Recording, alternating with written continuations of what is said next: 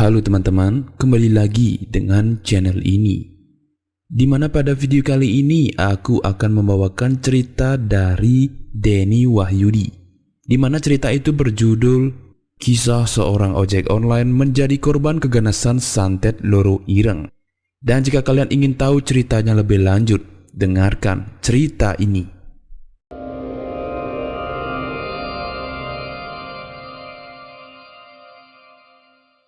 Pada siang itu, seorang bapak yang sudah berkepala 4 sedang menunggu penumpang di pangkalan ojek yang terletak di Jalan Setiabudi, Bandung. Bapak itu bekerja sebagai ojek online untuk menafkahi keluarga kecilnya. Beliau bernama Pak Surya, dan biasanya ia tentu mendapatkan penumpang minimal berjumlah 10 orang dalam seharinya. Sebab pekerjaan ini sudah ia lakoni 5 tahun lamanya. Dan berhasil membeli sebuah motor baru untuk keperluan pekerjaannya itu. Dalam lingkungan rumahnya hanya Pak Surya saja yang bekerja keluar, dan beberapa tetangganya masih menjadi seorang pengangguran maupun bekerja sebagai serabutan, atau mereka juga menerima pekerjaan serabutan. Namun salah satu teman beliau sekaligus menjadi tetangga di kompleksnya ingin bekerja sama seperti Surya sebagai ojek online. Dan saat sore hari ketika Surya sudah berada di rumah, ia pun didatangi oleh Warjo yang merupakan tetangganya yang sangat ingin menjadi ojek online. Sebab sebelumnya pekerjaannya itu ialah serabutan. Itu pun tidak menentu. Dan melihat Surya yang sudah bisa membeli barang-barang, Warjo pun berniat untuk menirukannya. Ia berencana datang ke rumah Pak Surya guna bertanya tahap-tahap sekaligus belajar menggunakan aplikasi dari ojek online tersebut. Sur, aku mau ikut jadi ojek. Bagaimana caranya? Aku ndak bisa pakai aplikasinya, tanya Warjo yang merupakan orang yang masih terbilang belum mengikuti tren dan ketinggalan zaman. Surya dengan senang hati menerima temannya ikut bekerja sebagai ojek. Dan kemudian ia pun membantu Warjo untuk mendaftarkan dirinya langsung ke aplikasi tersebut. Selama sehari itu waktunya dihabiskan di rumah Surya. Dan ketika saat malam hari, Warjo pun pulang dari rumah Surya dan ingin memulai pekerjaannya itu besok pagi. Singkat cerita, pada keesokan harinya Warjo pun mulai berangkat mengojek. Dengan menggunakan sepeda motor milik saudara iparnya, ia pun pergi lebih awal daripada Surya. Dengan menggunakan aplikasi melalui HP-nya, Warjo mangkal di seberang sekolah dasar sembari ia menunggu penumpang. Kemudian terlihat Surya sudah mulai berangkat bekerja, dan ia mangkal di tempat biasanya ia gunakan. Saat mangkal, Warjo pun mulai mendapatkan notifikasi dari calon penumpang yang mengorder jasanya. Kemudian Warjo pun langsung menuju ke posisi calon penumpang tersebut. Penumpang itu ialah seorang pria yang masih berkuliah dan memesan ojek untuk diantarkan pulang. Dan baru saat itu Warjo mendapatkan konsumen pada pekerjaan barunya. Kemudian ia pun mulai mengantarkan penumpang itu ke lokasi tujuan. Dan pekerjaan itu berlanjut sampai hari Minggu. Namun Warjo yang hanya mendapatkan paling banyak 4 penumpang pada satu hari, melainkan dengan Surya yang lebih dari 10 mendapatkan konsumen selama seharinya. Itu pun setiap hari paling kecil ia mendapatkan 7 penumpang. Dan dengan hal itu, untuk saat ini Surya bisa membeli barang-barang yang ia inginkan dengan hasil dari pekerjaannya itu. Melihat tetangganya seperti itu membuat Warjo tampak iri. Ia merasa bahwa ia tidak bisa seperti Surya. Dan bukannya Warjo belajar dengan tetangganya tersebut, melainkan sebaliknya, hatinya sudah diselimuti iri dengki. Itu pun ia sebenarnya berharap ia bisa menyaingi usaha dari tetangganya itu, agar ia bisa dipandang di lingkungannya. Namun karena sudah terbaluti amarah, kini Warjo memiliki niat busuk, yakni ingin menghabisi Surya dengan cara tidak terlihat. Ia juga sudah berpikir dan berniat untuk menggunakan media santet untuk mencelakai Surya. Dengan mencari tukang santet, tidak lama Warjo pun sudah menemukan sosok dukun yang terbilang pandai melakukan hal busuk itu. Berbekal dengan beberapa uang tabungan yang ia simpan, bahkan ia gunakan untuk menyewa jasa dukun untuk mencelakai tetangganya itu. Pada malam hari, Warjo pun menemui dukun tersebut Ia pun langsung memintanya untuk menghabisi tetangganya itu. Kemudian ia menceritakan kekesalan yang ada di dalam hatinya. Kemudian dukun itu pun mengatakan bahwa hal itu sangatlah mudah. Warjo hanya dimintai foto dari Surya guna untuk disantet. Seorang dukun itu pun bahwa santet yang akan digunakan itu adalah santet loro ireng. Berbekal foto melalui sosial media yang sudah ia cetak, kemudian Warjo pun memberikan sang dukun foto dari Surya yang kini telah ia cetak. Kemudian dukun itu pun langsung melakukan sebuah ritual dan mulai melakukan aksinya tersebut di hadapan Warjo. Surya yang saat itu sedang di jalan untuk pulang dengan tidak sengaja melihat ada sebuah kepala menggelinding di depan motornya. Seketika kepala itu menatap Surya sehingga Surya pun tampak kaget dan membelokkan stang motornya ke kanan. Di jalanan pada saat itu tidak begitu ramai, namun apa daya, tepat pada posisi kanannya terdapat mobil yang hendak melaju kencang sehingga Surya pun diserempet oleh mobil tersebut dan mengakibatkan dirinya terpental hingga motornya mengarah ke pohon besar, sehingga Surya pun dibuat terluka parah terutama di bagian kepalanya yang mengakibatkan ia tidak berdaya. Mengetahui ada seseorang kecelakaan, para pengendara pun kemudian mulai menepikan motornya lalu mulai membantu Surya yang telah terbaring lemas yang sudah berlumuran darah di tepi jalanan. Bagian depan motornya tampak hancur.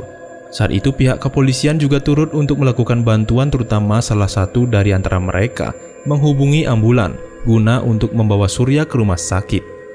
Begitu juga untuk motor Surya yang kini mulai dibawa ke bengkel untuk diperbaiki. Saat keesokan harinya, Warjo pun mendengarkan kabar bahwa Surya mengalami kecelakaan saat malam kemarin.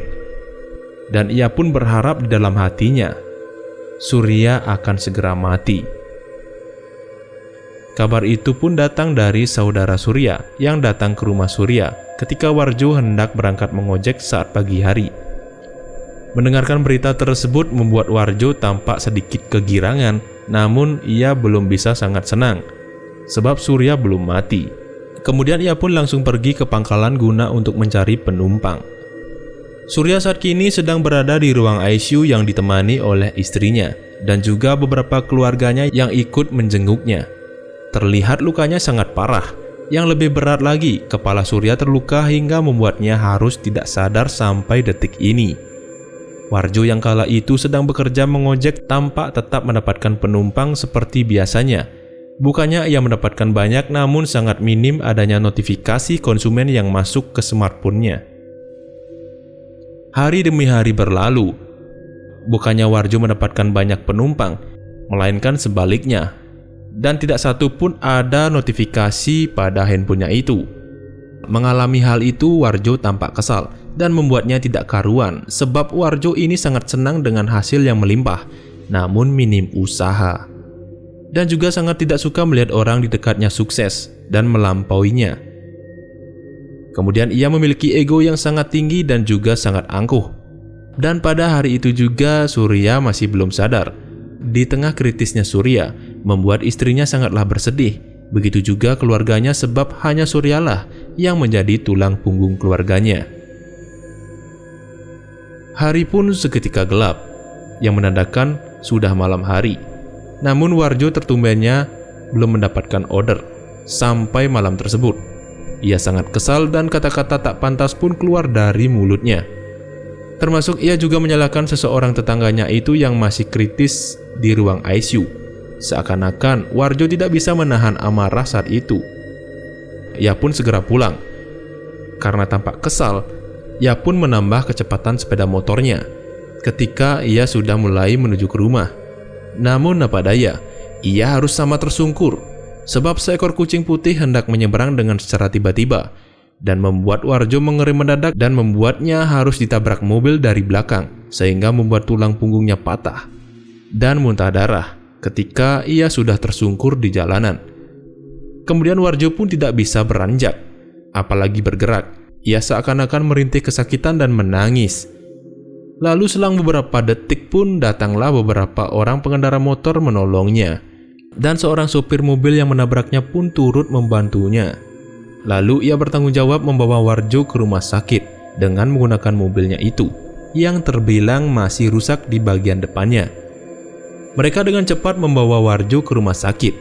Namun beberapa pihak berwajib pun datang terlambat dan mulai menyusul mereka pergi ke rumah sakit sebab ada seseorang yang melapor karena adanya kecelakaan lalu lintas di daerah mereka. Sesampainya di rumah sakit, kondisi Warjo terlihat sangatlah parah. Banyak darah yang keluar dari mulutnya. Begitu juga ia memuntahkan darah. Dan badannya pun tidak bisa bergerak sama sekali. Lalu ia pun terlihat sudah tidak mampu menahan rasa sakit. Ketika dibawa ke ruang ICU, tampaknya Warjo sudah tidak bernyawa dan dikatakan sudah meninggal dunia.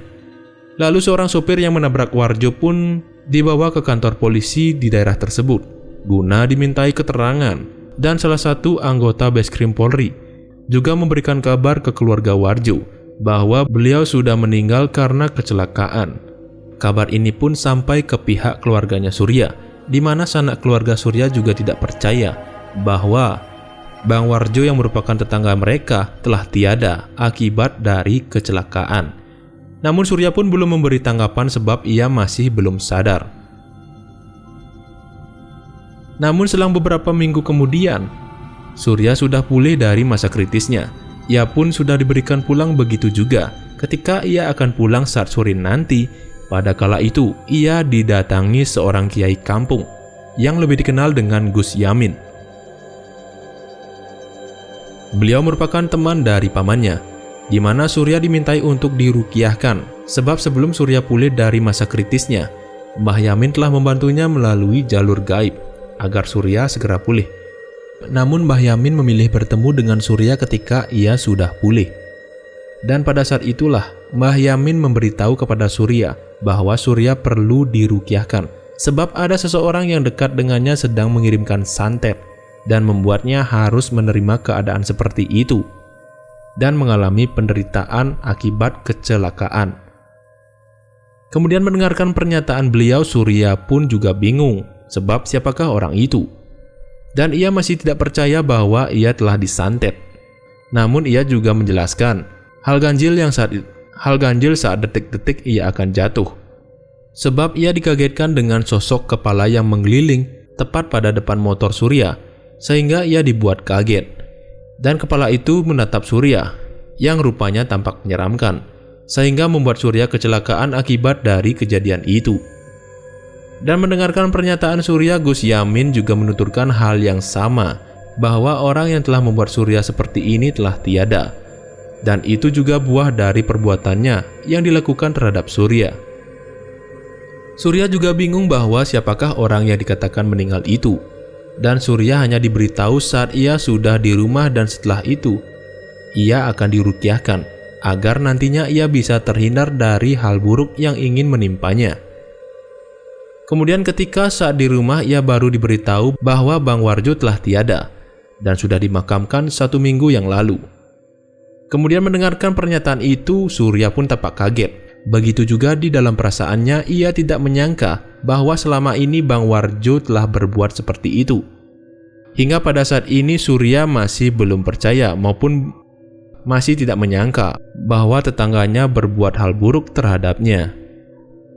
Dan cerita pun selesai. Baik teman-teman, mungkin sampai di sini dulu cerita pada video kali ini. Dan jika kalian suka dengan video di channel ini, silahkan subscribe. Jangan lupa nyalakan loncengnya agar kalian tidak ketinggalan video baru dari channel ini. Sekian dan terima kasih.